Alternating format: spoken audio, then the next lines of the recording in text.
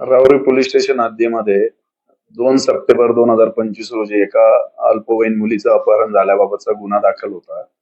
काल दिनांक 5 जानेवारी 2026 रोजी सदर मुलीचा शोध घेऊन तिचा आपण जबाब नोंदवून ती सदर अवधीमध्ये एका दूरच्या नातेवाईकाकडे घरी वाद झाल्यामुळे निघून गेलेली होती असे सांगितल्याने तिचा तसा जबाब नोंदवलेला आहे.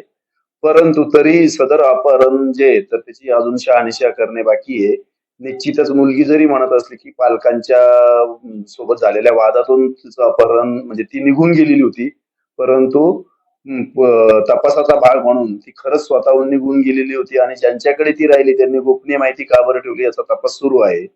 तसेच सदर मुलीचा शोध घेत असताना राहुरी पोलीस स्टेशन कडून मागील 2 वर्षामध्ये 9 वर्षात जे अपहरण झालेल्या एकूण 100 मुलींचा शोध घेण्यात आलेला आहे आणि ही मुलगी 100वी मुलगी जिचा आम्ही शोध घेतलेला आहे.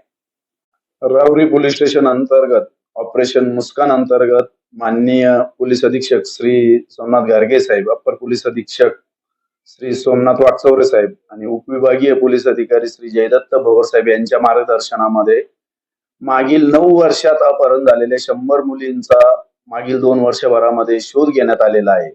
आणि सदर अपहरण झालेल्या मुलींची ज्यावेळी आम्ही चौकशी केली असता अशी बाब प्रकर्षाने लक्षात आलेली आहे की बऱ्याच वेळी सोशल मीडियाचा वापर, मोबाईलचा अतिरेकी वापर, त्यानंतर काही जी आरोपी आहेत ती काही कधी कधी मुलींना देत असलेले प्रलोभन याचा परिणाम होऊन मुलींचे अपहरण झालेले आहे. तरी आम्ही याद्वारे सर्व शाळा, महाविद्यालय तसेच पालकांना हे आव्हान करतो की आपल्या पालकाकडे मोबाईल देत असताना त्याचा वापर तो कशा पद्धतीने करतो यावर बारकाईने लक्ष ठेवावे.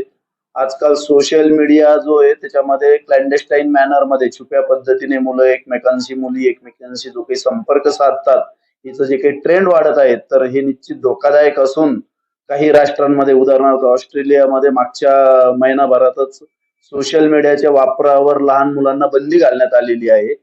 आपल्याकडे जरी बंदी नसली तरी परंतु सजगपणे त्याच्यावर मुलं वापरत असलेले सोशल मीडियावर लक्ष ठेवावे जेणेकरून अशा अपहरणाच्या घटना घडणार नाही.